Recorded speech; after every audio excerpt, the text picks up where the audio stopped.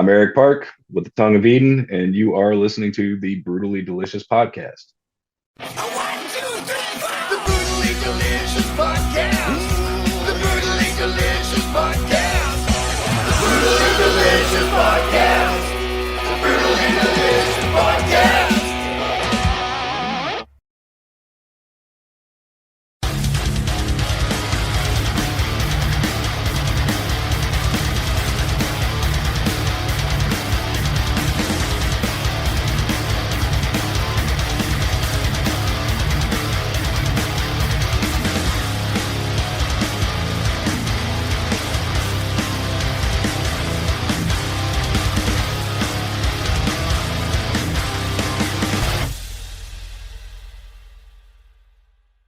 So anyway, let's talk about the Tongue of Eden.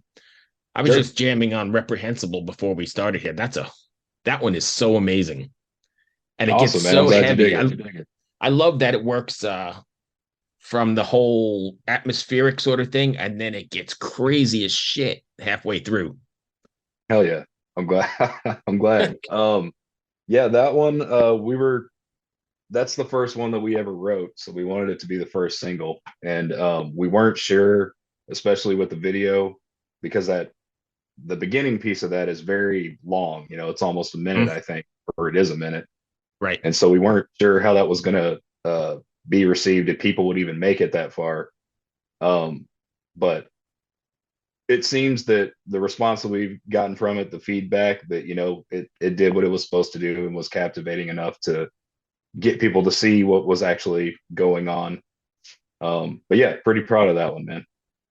So Stormburner was the next one. Yeah, Stone Burner. Yep. Stoneburner, right? That was the next one. And so what's been the response to that? Because that's the one I actually used a portion of in the video, and that's a great one as well. The Thank you, response man. been good? The response has been good for both. Yeah. The record, the songs that we have for the record, they're all pretty different stylistically. I mean, within the same The Tongue of Eden genre or whatever, right? aesthetic, yeah. But we do try to touch, and it just kind of happened that way. We wanted to try attempting different styles within, and that one, was so varied, we felt, from the other one, that it acted as a good single to kind of showcase, hey, this is Now, the other stuff we're doing with it. And then, so on and so forth with the next singles that we plan to release. the whole EDM metal mashup or cross pollination or whatever you call it, I think is such a great idea, and I think it works so well. I remember some other bands. You remember like Crossfaith? Yes. Yeah. I'd seen Crossfaith years ago doing something not exactly this, but something very similar, like on Warped Tour or whatever. And it really works, especially live, because it brings an extra energy, I think, to it.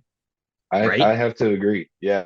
I've and that's one of the main things that we wanted to try to achieve was, because bands, it's nothing groundbreaking, but for us to do this style, but we wanted to, I hadn't heard a lot of people attempt to do it with blast Not many beats at all, and right? and with vocals or whatever the case may be. There's a lot of, like you said, cross pollination, but not exactly the way that we were trying to do it. So but yeah, I really enjoy it. And one of the most fun for me was recently I went to see Perturbator in Dallas, and I remember just seeing a lot of my metal homies that I know from, the death metal scene or the black metal Right. scene. They're just finding out about this stuff, and just didn't expect to see that many metalheads there, but it made sense. I I'm think there it for that does. same reason. It's just the aesthetic, the music's great. When you really break down a lot of the melodies and stuff that are going on, it's very metal. It's very reminiscent of the stuff that's going on in metal, just with a different voice. And I So think maybe because it's outside of the box, right? Just like metal is, it doesn't follow that sort of pop sensibility. So it maybe is extreme in its own and then kind of melds well together. Does that make any sense? absolutely. Yeah, and I think it's a little more palatable, than the extreme metal. So you're getting a cross pollination of bands, which is really exciting to see because you've got people from that world coming to understand some of the metal stuff and vice versa. So I really And enjoyed that live, aspect. yeah, and live it must be amazing, right? I mean, whether you're moshing or circle pitting or jumping up and down as they do in the EDM world, it's pretty much all there, right? You could do it all. Yeah, it's all there too. It's really cool. I think it's I don't want to say the future of it, but I really like that. And that's what I love about metal so much is, you can go down any genre and they're pulling from others. And it's really kind of a wild west of what can be done with it, you know? It's funny you just said Wild West because one of my favorite new albums is you hear American Gothic from Wayfarer. I found out about them from watching y'all's podcast. Yeah. And yeah, they're my new obsession, honestly. My goodness, that album came out, I think, last week, but holy cow, is that a great record? And it I got does exactly what you said. It's the Wild West, but it also brings in that whole Americana sort of thing into metal, and it works. What was the record just before this one? That's the one that I've been falling off on. What is it? If you get a chance, listen to American Gothic. I listened to that single, or the first one they put out with the video, to Yeah, the enter my record's house great. justified. God damn, that's a Yeah. great song. But yeah, Yeah, I love that stuff. And that's why they I think I are. like what you guys are doing. You guys are all like, pushing the boundaries of what could be considered metal. Thanks, man. That's our that's our And that hope with works, it, right? right? I mean, like you said, nobody's reinventing the wheel because like the Norwegians and the Finnish people have been adding, folk metal or folk stuff to their stuff forever. So it's always been sort of pushing it, but I don't think many people are going in the direction you're going, and it's fresh and energetic, I think.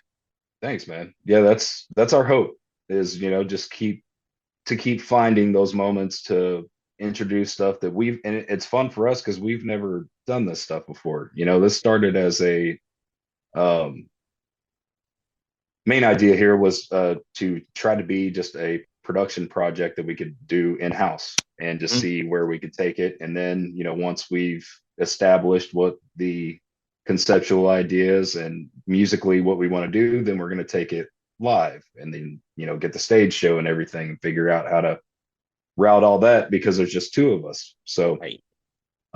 we may bring session players in eventually if we need, but for the time being, we're just going to try to keep it just us two.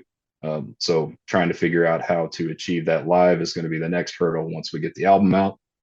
But um, that was the main motivation of doing this thing was, what can we accomplish production wise in this realm and just see where it goes. And Right. it's been a fun little journey to tackle for sure. What is this going to be a theatrical sort of thing live? Is that the game plan? We hope to, again, with it being only two of us, we do have our outfits and everything that we'll be wearing. We're trying to incorporate some lights since we will kind of both be static at our own Right. respective station. So we probably won't be able to move around a lot, but we're hoping that visually we can come up with something that still keeps that intensity that you want to see from a full band at a metal show. Right. So So how far along are you on the record? we have 7 of the 11 tracks. We've got all 11 kind of the bones built. We've got 7 that are pretty much ready to go. So we're hoping to get all that finished by the turn of the year for a tentative spring release. Oh, nice. So um, we've got 2 more singles that will be coming out by the end of the year, and then probably one more after that before the record is out, or as the record comes out, we'll release it just before. Um, but yeah, so hopefully very soon. So I was reading you guys do all the editing, mixing, mastering, the whole thing yourselves. That's a lot of work, right? It is, yeah, and that's why that's been a learning process too. Just trying to create the flow of what works best for us.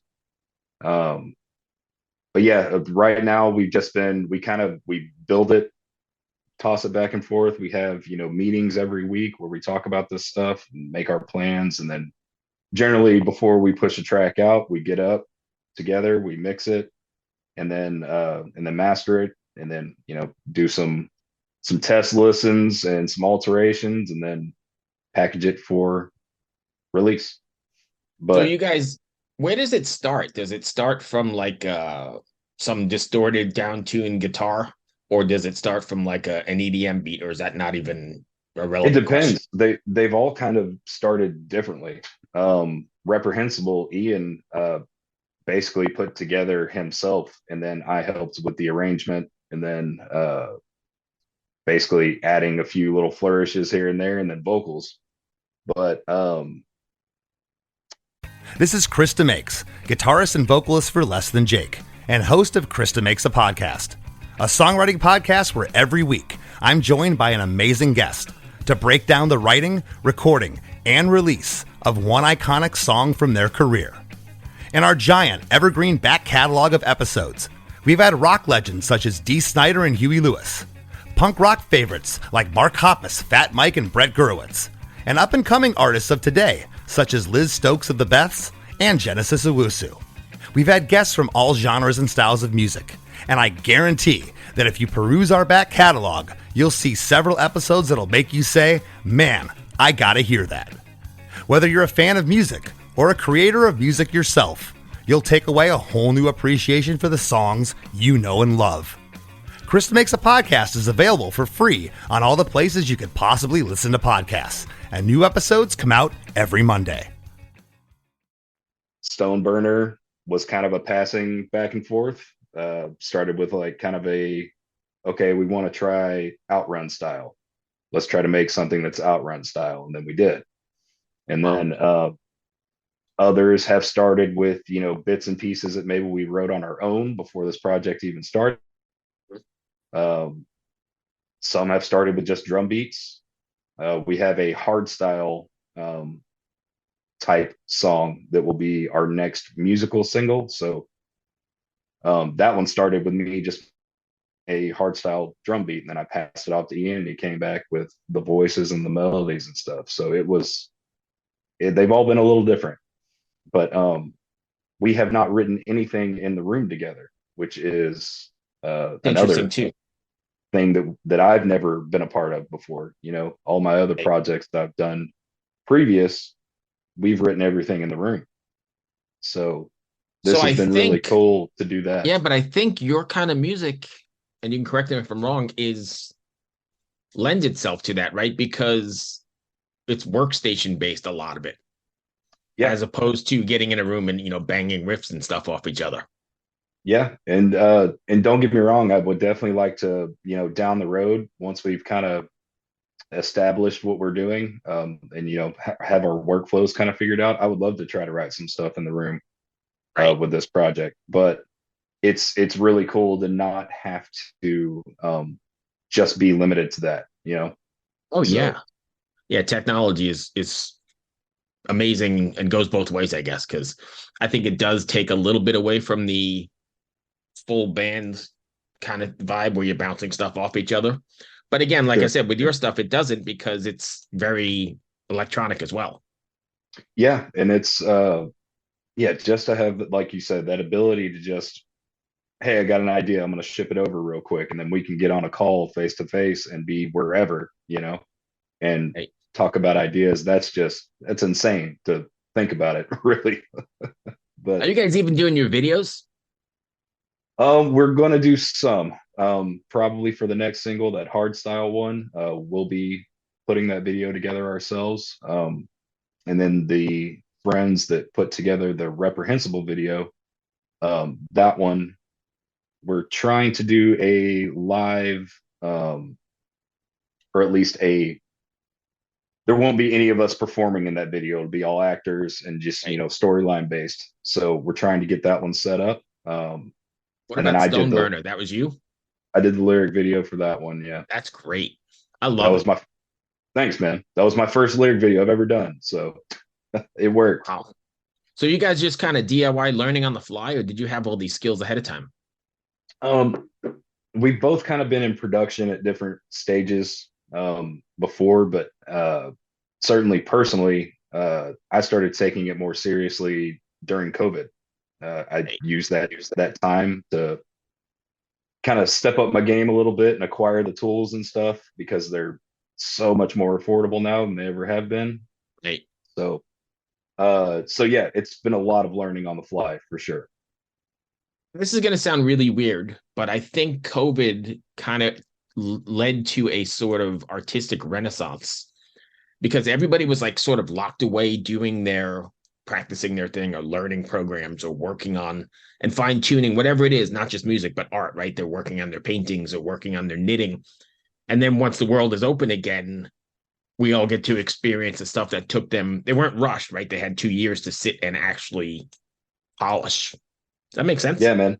Absolutely. I mean, I would say that COVID, or at least that time, benefited me quite heavily in just kind of reestablishing my purpose within all this stuff. Because uh, even, live shows, kind of rethinking how to approach that, what's more important, either. And that was, kind of our thinking with this is we didn't want to take this thing live until we had already established all the material for a set with the music out so people can come and find it. Whereas in reverse in bands previous, it's always kind of been a play as you go type thing. Like, you start out live, you start getting a little bit of traction, but nobody has anything or Right. may not have anything to come back to, especially with a live project. So we wanted to build or a new project.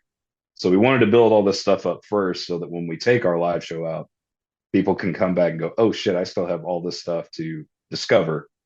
Right. Um, and so, uh, a live attendance is weird now, Yes. especially after, at least it was for a little while. And, people are just getting screwed insanely playing out live, with whatever merch cuts and stuff and other Yep. various things that are happening. So, we really wanted to get this as buttoned up as possible so that we were playing out smartly, trying to monetize as best we can. Call that whatever you want, but man, when you're putting this much time and energy into something and performing and entertaining people, you should be getting paid for it. I feel like I so, want 100% agree. and so many people don't. They get taken advantage of in so many ways. So we didn't want to um, get out and have to pay the completely shit-eating dues. We wanted to thwart that as much as possible. So it's been a lot of prep work, a lot of prep work. But It's funny because everybody yeah, made fun of Lars Ulrich back in the early 90s when he was railing against all these companies about streaming hey and man, downloading. yep, Everybody was like crucifying him, and he saw the writing on the wall, right? Because here we are. yep, all the Napster shit back in the day. Yep. Yeah, it's That's where insane. And now Spotify coming out with, you have to make X amount of plays to even monetize all, which I haven't looked into that too too hard, but I've just seen the outrage about it. And it's got to be Spotify's somebody who can terrible, come but along and develop some sort of platform that's more beneficial to the artist and not just such a corporate we hope thing. that. I mean, there's got to be a revolution in the arts at some point. I mean, it's it's nutty, but I certainly do not have the answer. Just trying to do the best to Right. Make a living and navigate it. keep going. Right. Yeah. No, I get it. So what's next for you guys? I know you said you want to eventually take it out of the road once you get some stuff. Are you looking at any shows at all like in the new year, or is that too early to tell? No, that's going to be too early. I don't expect that we'll be doing anything until probably even after the record's out. Don't really know what that looks like yet because we've been prepping again what routing and everything's going to look like for our stage show. Um, Trying to figure out what makes the most sense, acquiring necessary gear, all that stuff. And we have, we have taken this to the room and made it work and all that, but the way we're doing it now is certainly probably not going to hold up, or at least in a timely manner if we're having to deal with quick changeovers and night after night type stuff. But um Licensing. so This stuff is so great for like video games and movies, and glad you said it's that got too, all because of that. yeah, we will also be releasing, just the instrumental only versions in hopes that maybe it'll get picked up for some Oh stuff like yeah, I that. mean I'm listening to it, and that's the first thing I'm thinking. This is a great, adventure scene on the big screen, whatever, Yeah, James Bond or something, right? yeah, and we're trying to do that. That's we're writing this stuff with the intention of it being a little simplistic, just because both of us are going to be doing vocals. Ian's going to be doing multiple instruments. Right. So we're not trying to overload our stuff too much, but still show off some technicality. Try to keep it palatable. Try to do all of it, but Right. keep it So interesting. so do you ever find yourself going, "Oh shit, we've written something we can't do live?" Absolutely. I have just come to that here lately. So when we build this stuff, I program the drums, either what I'm playing live or the electronic drums, or Ian will program the electronic drums, because I don't know um, if you didn't notice, there is a live drum kit in our tracks, and then there's also auxiliary percussion, or kind of a blend of the two. So for Stoneburner, there is a 30-second note foot part with a quarter note hi-hat right at the end, just with a run. And I went and tested it. So I test and I play on my kit before we put this stuff out. And so I went and tested it at a slower tempo. It's like, yeah, I got this. And then as soon as we release it, I'm trying to practice it for a rehearsal video, and I hadn't done vocals while playing it. So that That's one's going me. to take me some time to Yeah. work up, but we'll get there. But yeah, so got to be conscious of all that stuff, because especially, I don't do vocals and play drums all the time. This is something that I'm working up. Hey, And yeah, so it's got to be conscious of that for sure. I have trouble walking and chewing gum at the same time, so playing drums and singing, I couldn't even possibly imagine. It's not so bad. Like, drums eventually just becomes muscle memory. You turn it on and go. And then, doing the vocals, like with Reprehensible, that took me maybe, you know, I'd say a month to get it to where I wasn't thinking about it anymore. Mhm. Um, but the drums weren't nearly as complicated as this one section in that song. And we've got some other ones that are even worse. So it's that's another reason the live show might take a little bit, is once we get it all done, then we got to work it up. And but we're trying to get it all there. So Sweet. That's going to bring me to the end of my questions. Did I miss anything you want to cover? no, man, no, I think we covered it all. I know we kind of wandered, but I kind of just like to see where it goes. Yeah, absolutely. If fans want to find you guys, can you give us your socials? Yeah, so we've got tongueofeden.com, and then at or slash tongue of Eden on any of the other socials. All So, right, and that's cool. the tongueofeden.com. Sweet. Thank you, my friend. I appreciate you taking the time. Yeah, man. Thanks for having me. Hey, this is Mike Wiebe, and I'm the singer in a band called the Riverboat Gamblers. And I'm Zach Blair. I play guitar in a band called Rise Against. Mike and I also have a band called The Draculas, and we also have this great, amazing new podcast called Zach and Mike Make Three. Yeah, each week we're going to ask ourselves and we're going to ask our guests what 3 favorite things they are into at that moment or in their entire lives. And then we're either going to agree with them or we're going to make fun of them. And you're going to listen to it and you're going to like it, or we will make fun of you. How about that? I just flipped it on you, the person listening to this right now. But we're going to do it every week here on the Sound Talent Network. Once again, it's called Zach and Mike Make Three. Yeah.